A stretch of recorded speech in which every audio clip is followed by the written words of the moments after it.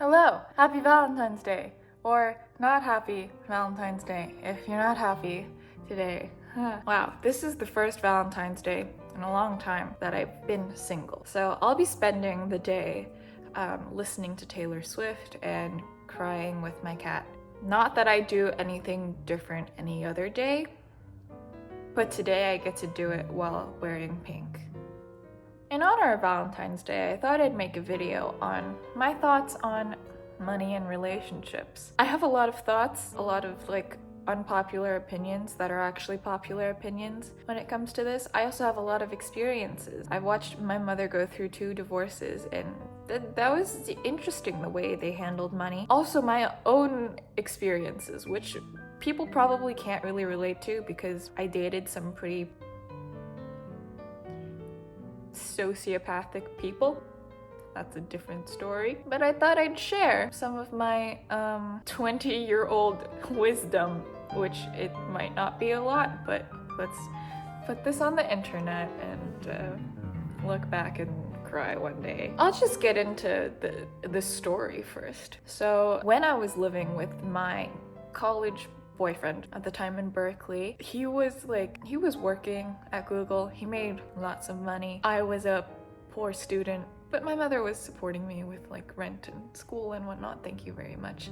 But otherwise it's I would spend my money on food and Wi-Fi. What happened was he was moving out to move closer to work in the South Bay area, and I was still in Berkeley, and wow. He invoiced me.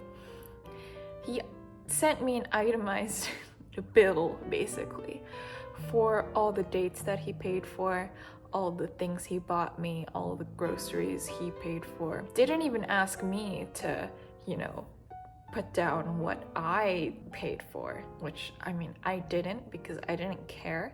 I'm not petty.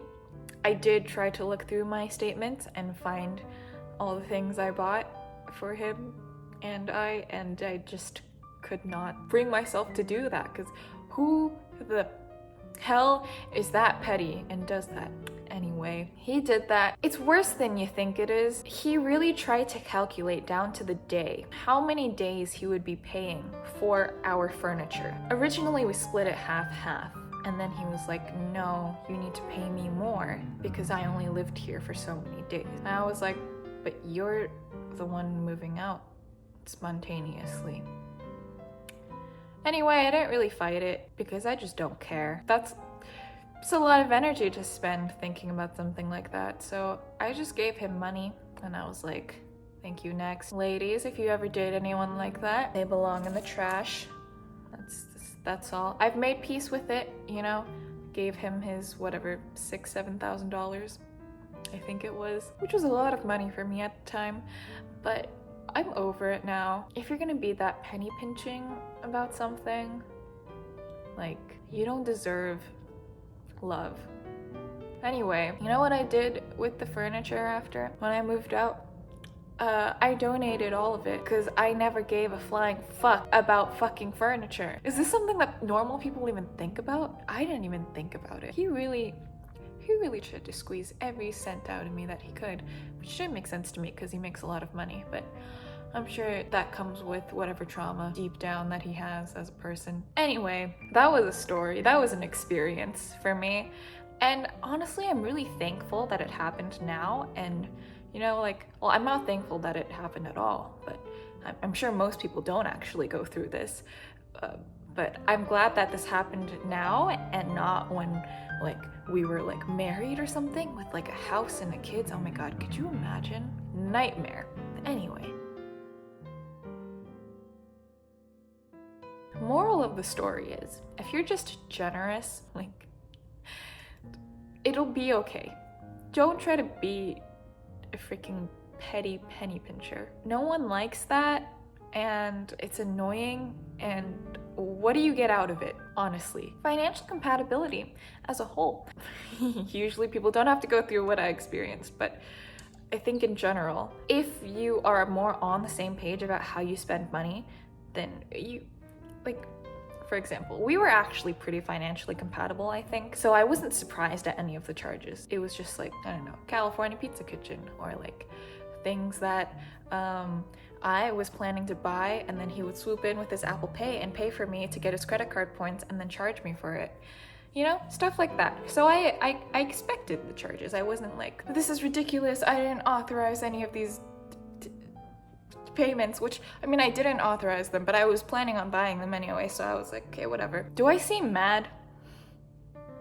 Maybe a little. I'm over it. I think I'm just done with men in general. I'm really happy to be single for the first time ever, actually.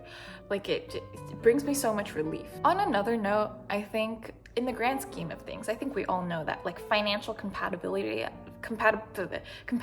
as a whole is very important. It's like you want to both be responsible in general, right? If you want to make some big decision like buy a house, hopefully you're both going towards that goal rather than just one person carrying the other person. That probably won't end well. So, but on like a really like micro scale, when it comes to some things, you want to have in general like this general pool of money where you spend on necessities together, and then individual pockets of money where you spend on things that the other person might not agree with. My mom, when she got married the second time, they pooled all their money together, all their finances, everything. And a lot of people, I know that's like the traditional way of doing it. I think we're moving away from that now. But the thing is, like, I remember I would go to Whole Foods with her, okay? My stepdad is someone who hates Whole Foods. Like, he doesn't believe in organic foods. He's that kind of person. And so when we went to Whole Foods, my mother would pay using cash.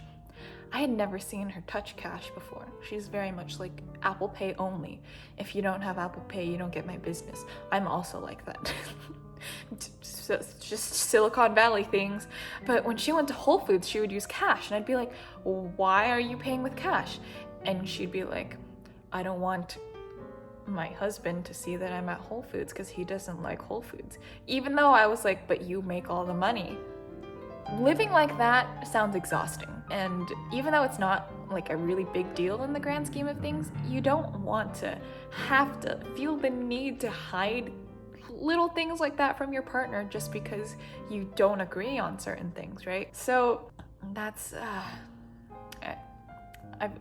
I've learned from that. And so when I go out and find new potential romantic partners, I always think, like, in my mind, like, number one thing is I kind of test them on their like financial mindset a little bit, how responsible or irresponsible they are with their money. So far I've found that I'm probably the most responsible one that I know, which I think I am already a lot more responsible than the average person my age. But that's something that I really pay attention to now, because no one usually pays attention to that, because it's a very taboo thing to like talk about and discuss, right?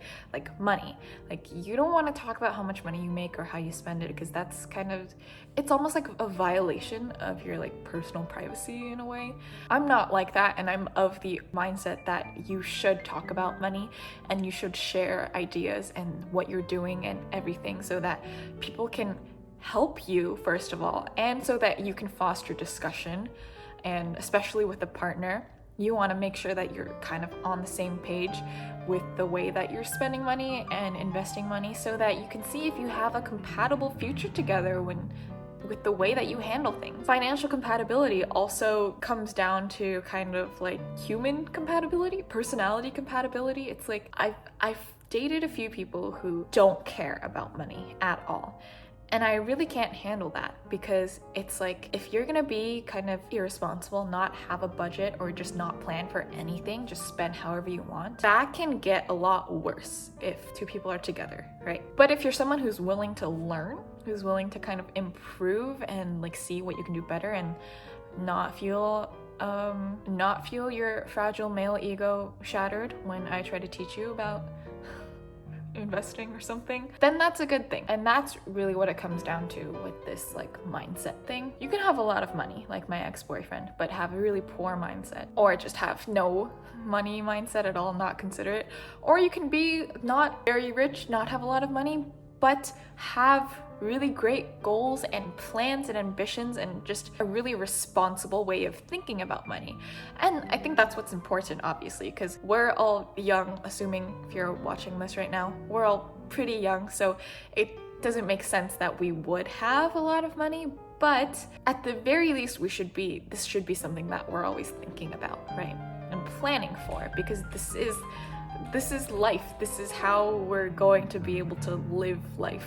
You don't need that much money. I really don't think so to be happy and live a fulfilling life, but it solves most of your problems. If you do have money, it solves problems for you that you don't even know that you needed solving. And that's why we tend to take things for granted. Overall, money is really important to kind of talk about and discuss. I'm not going to go into any of like the, I don't know, details of it, because I'm sure you know from your personal experiences. This is more one of those things where it's like you can learn about it all you want and you don't really understand the feeling until you kind of go through disaster. I've been through disaster. So here's some interesting topics though, let's discuss. Marriage. When you get married, I used to be of like the mind thinking that prenups were like, how dare you make me sign a prenup? Like, do you not trust me kind of thing? Now I get it. Now I'm like, everyone sign a prenup. Everyone should sign a prenup. Honestly, protect yourself, please. Like, who cares anymore? I'm jaded maybe already. Just do it. I think having that layer of protection in place, both people should want to sign it, is what I'm saying. I definitely will have one. Yeah, feel free to discuss. I've changed my mind on this quite a bit. Another interesting one, first dates. I'm just gonna say my popular opinion here for straight couples, at least. If you're a dude, pay for the first date. Just like, shut up. I don't care if she asked you out. Just pay for it, okay? Like, just do it. If you're a guy, just pay for the first date. Just fucking do it. I know that's not like woke or whatever, I don't care. I don't think I've ever gone on a second date with someone who has let me pay for the first date. I don't care if I pay for every other date afterwards. Something about that first date. If you don't pay for the first date, like, no, done. Just do it. And if she's not worth you paying for the first date for, don't go out with her. Stupid. Just pay for the first date. Someone had to say it. I know everyone's trying to tiptoe around the subject like, oh no, like men and women are equal. Like, I don't care. Just pay for the freaking first date, okay? There. Y'all wanted me to say it. I know you feel this. I know this is a popular opinion that no one wants to say. Just pay for the first date. It's not that hard. Of course, I always offer, just pay for it. That's my advice for men watching. I don't know about same-sex couples. That's an interesting one. That is really interesting. I've never really thought about it. You should let me know. If you're like gay, do you pay for the first date? How does that work? Do you split it? Who decides who gets to pay first? Maybe it's a first impression thing. I'm pretty easily impressed. I'm also a really cheap date. Like I said, 89-cent Kraft mac and cheese. That's all I really need. Just pay for it though. Just do it. Overall, financial compatibility is something that everyone should be thinking about actively and talking about. It starts with a discussion. Being on the same page with your money is just being on the same page with your personality and compatibility and the way you go about the world and kind of the way that you handle things and how responsible you are with it. And if you're a woman, please do take charge of your finances.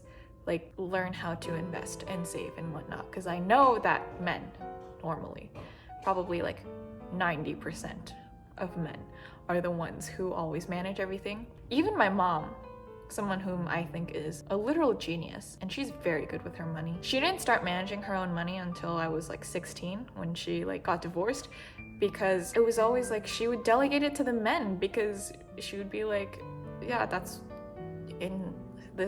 their societal role, kind of, to just handle everything. They were handling it poorly, and she did a much better job, but she didn't realize that until after. So, you know, realize that you are very capable, and probably much more capable than the trash man you're currently dating.